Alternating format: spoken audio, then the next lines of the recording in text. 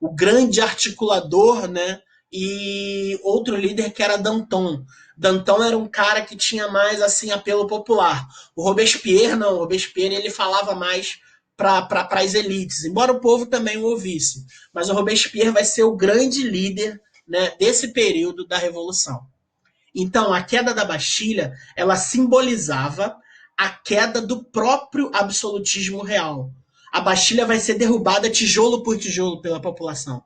Ali a população francesa estava dizendo claramente que não aceitaria mais o absolutismo de Luís XVI. A queda da Bastilha simbolizava a queda do próprio rei Luís XVI e a queda do absolutismo francês, certo? Um povo conseguindo tirar o seu monarca pela primeira vez na França. Em meio à agitação política e social, o povo enfurecido invadiu e destruiu a Bastilha, prisão política e símbolo do absolutismo, conforme eu falei.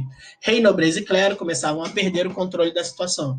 O rei consegue fugir, mas acaba sendo preso, fica em prisão domiciliar e ele é obrigado a assinar decretos que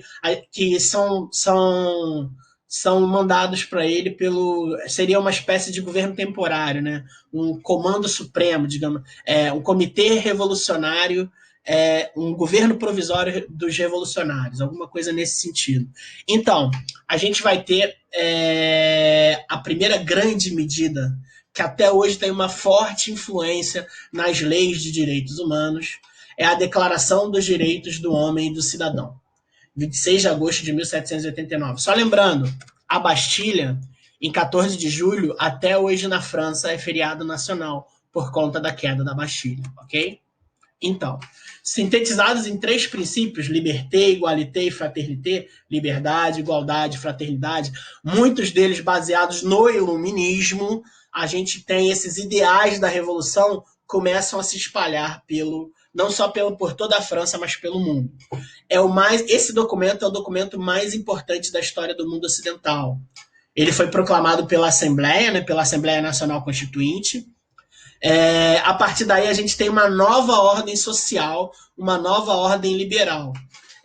Vai determinar os princípios como a igualdade jurídica, propriedade privada e liberdade de expressão e pensamento, e também a liberdade de culto. Então, assim, é interessante, a Revolução ela é radical. Muita gente que questiona a Revolução Francesa, ela foi radical, de fato. Mas os ideais da Revolução, a Declaração dos Direitos do Homem e do Cidadão, é isso que fica da Revolução. Esse é o legado da Revolução. Não é a tirania e a morte que, infelizmente, os revolucionários acabaram fazendo. Isso a gente descarta. Agora, os ideais da Revolução Francesa, esses ideais permanecem até os dias de hoje. E querendo ou não, você pode ser a favor ou contra, esses ideais, eles até hoje têm uma forte influência no mundo ocidental, certo?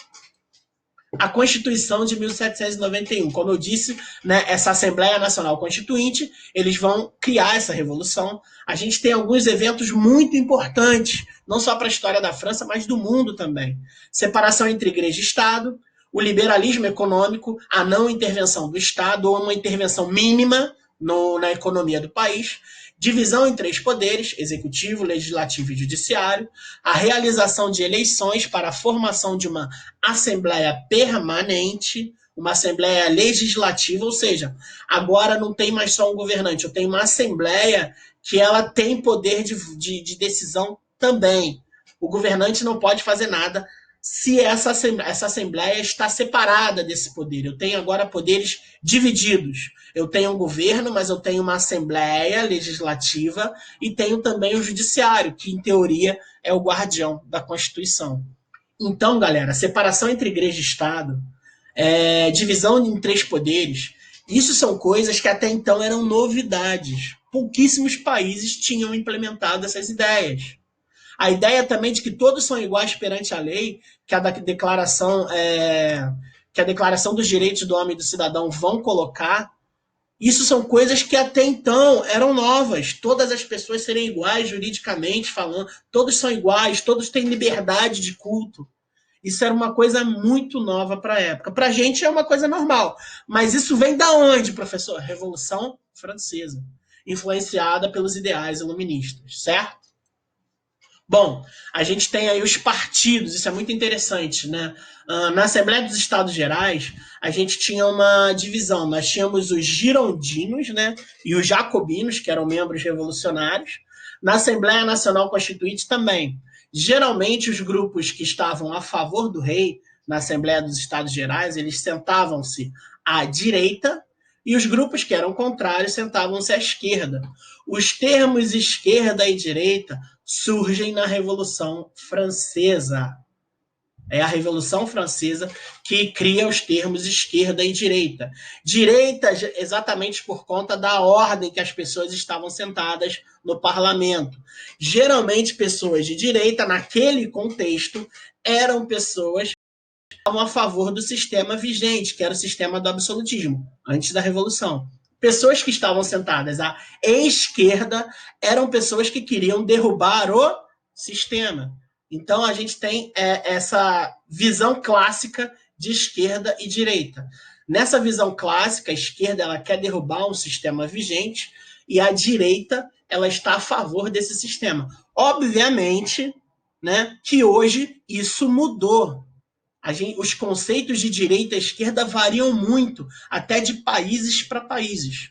A gente tem uma esquerda e uma direita no Brasil, com características específicas. Temos uma direita e esquerda com características específicas nos Estados Unidos. Isso sem contar que, além de esquerda e direita, nós temos vários outros grupos, né, político-ideológicos, certo? Mas vamos voltar aqui para o contexto da Revolução. Só para deixar claro, a Revolução também, ela criou esses termos esquerda e direita, ok? Então vamos lá, temos os girondinos, deputados representantes da alta burguesia, eles eram mais conservadores, sentavam-se à direita na convenção. Eles eram revolucionários também, tá? Os girondinos. Planície ou pântano, a alta e média burguesia, sem posições firmes, alguns defendiam os girondinos, outros os jacobinos. E os jacobinos sentavam-se no alto à esquerda, representavam a pequena burguesia e os sans-culottes. Preste atenção, para a gente entender isso de uma maneira mais simples. Girondinos sentavam-se à direita, era uma galera mais moderada. Eles eram mais conservadores, eles queriam uma conversa, eles não eram favoráveis, inclusive, à morte do rei.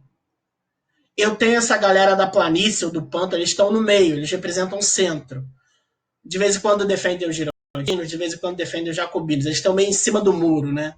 E eu tenho os jacobinos à esquerda. Os jacobinos, eles eram os revolucionários que eram mais radicais. Eles queriam uma revolta armada, eles queriam, de fato, ver sangue nas ruas. Esses revolucionários, os jacobinos, queriam, inclusive, a morte do rei. Lembrando que o rei aí já está numa espécie de prisão domiciliar. Aí tem os líderes jacobinos, tem o Marat também, que era o dono de um jornal, ele acaba assassinado, mas destaque para Robespierre e o Danton. São os principais líderes, né? O Robespierre aí vai ser o líder francês, né? Ele que vai liderar a França até 1794. E a gente tem o Marat, que era representado pela imprensa, né? Esse cara, muita gente vai morrer por causa dele, por causa do jornal dele. E o Danton, que era aquele camarada mais bonachão, que falava mais as camadas mais populares, né? Obviamente, quem vai estar no poder, quem vai liderar vão ser os jacobinos. E os jacobinos vão instaurar um período